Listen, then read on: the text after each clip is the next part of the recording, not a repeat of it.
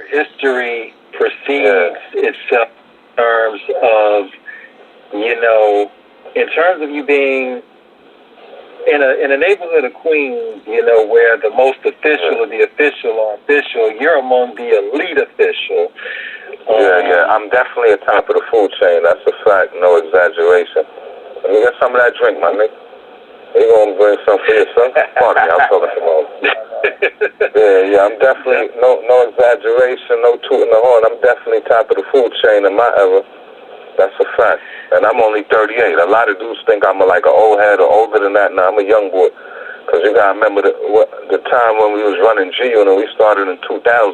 I was 19 at the time.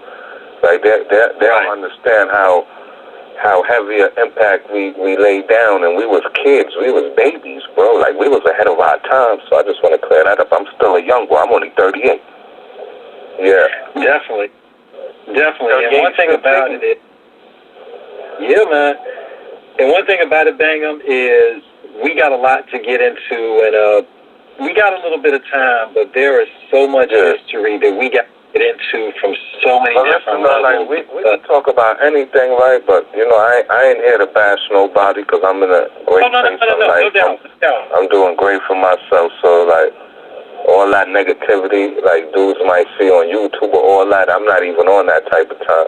I'm doing great for myself on a corporate level and a business level, so what they might see on YouTube is I really be playing with that shit. Like, that should just be like fun for me, so don't never take me serious. So I be saying real shit, but like me personally, you meet me, I'm on positive time, Definitely. Well, I guess Smurf, we're gonna get right to it in terms of beginning. Get right to it, man. Yeah, I mean, okay. Well, obviously, you coming up in Queens, because you definitely came at the time of where, like, of course, the Supreme team, everybody. And I mean, it was a lot going on. But even before the Supreme team, right? Shout out to the real OGs, the Furtado brothers. Because a lot of people don't know about about Tony and Lance. Like, those was the first official G's to do it before even Supreme Team and them, you know what I'm saying? They used to actually supply Fat Cat and them niggas. So, and Lance is one of my OGs. So it's a lot of shout out to the real OGs, the Queens that a lot of people might not know about. The real old heads, the Furtado brothers. Because I actually got a Feds magazine. So before you even, like, I bring it back to the core Queens. Like, I'm one of the official baby boys of Queens, like, young boy. They got money since like 12 on the block, singing crack, OT, all that. Like, I was in the game for real, nothing fabricate. Before G-Unit, before all that shit, my nigga. Lost Boys, we really laid it down, bro. Rest in peace to the big homie Freaky Ty. Shout out to Mr. Cheeks. Free Spig Nights. Shout out to Pretty Lou. Like, niggas been getting money, my nigga. Before this G-Unit shit. That's what a lot of people don't know my history and they don't know about. Like, G-Unit ain't made me. I was already a made nigga in Queens. That's why 50 had to reach out to me. You know? Queens get the money. All day. That's a fact. No lie. That's why all the boroughs used to hate on us, too. Because, remember, we fly niggas. We ain't on that type of bum nigga time. Like, we live in houses. We got lawns. We got gates and shit. So Brooklyn niggas and them used to hate on us. Like Queens, we had it hard in jail. Because every borough used to think we were soft. Right. Yeah, so we kind of had it hard too. Yeah, so we really had to rep for our name in the penitentiary. Definitely. That's interesting because a lot of people would say that Harlem. And hold on, I don't mean to cut you off. And dudes don't know, my first bid was sponsored. My first bid was sponsored in '93. I was 12 years old, so like. Penitentiary, we've been doing that from young too. Like, I'm a different kind of breed. Like, yeah. Definitely. It's obvious, because we can tell with the realness and the resonation, man, that this is something that where a lot of niggas And I'm loving the information you've given us, because this can really branch our discussion out into a whole different aspect in terms of what was going on in the streets during that time. Because, because we got a lot to cover just in terms of what's going on in the game and how a lot of niggas in general want to try to carry it like they really, really, really are living it. But you was actually on the front lines of it. Being a young age. Yeah, from young, bro. I mean, but like a lot of people got it confused too. I was always a good dude, like always good-hearted.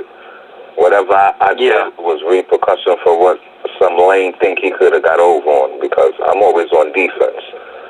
I was never had to start trouble or go out my way to take advantage of people. We was always on defense. So a lot of people get that confused. I mean, we don't start trouble, but we'll definitely finish it. You feel me? Definitely. What was it like growing up in that time where you had what was it like growing up in that time with the Furtado brothers? I mean, you had Team Supreme. I mean, you had Pistol Pete, remember back at that time, I was younger, so I didn't really know them personally. I just, you know what I mean, used to know the stories and about the guys. Like, because remember when I was young, all of them got indicted and they all went to jail, but we knew the stories, we knew the history, right?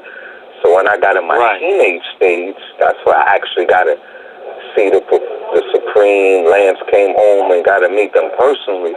Like when I was in Queens and I was running around with Federal, when I had to deal with Koch, Lance would have been my manager at one point.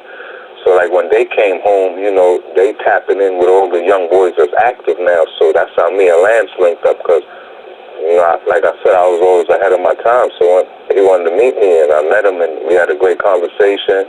He dropped his DVD at that time, King of Kings. I could definitely check that out, because I'm on that as well. Because remember, he just came home from the Feds.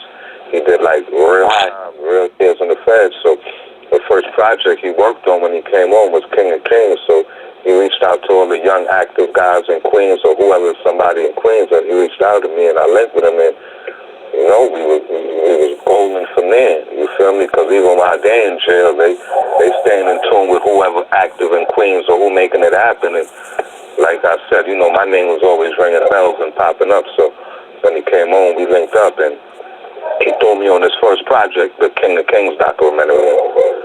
From there was a rap. And me seeing Preem in the hood is like when he first came home, and he had the Green Range. He coming to talk to 50 and like shit like that. Because like a lot of people don't even know, like 50 and Preem had a relationship before the war even broke out. They was cool with each other. Because you got to remember, 50 used to deal with Black Just. Black Just used to work for Preem. That was his lieutenant or whatever he was at the time. And Justice Fifth was always good. So 50 had a relationship with Preem, you feel me? Pardon me, that's my pitch acting up, if you will. It's okay. Oh, it's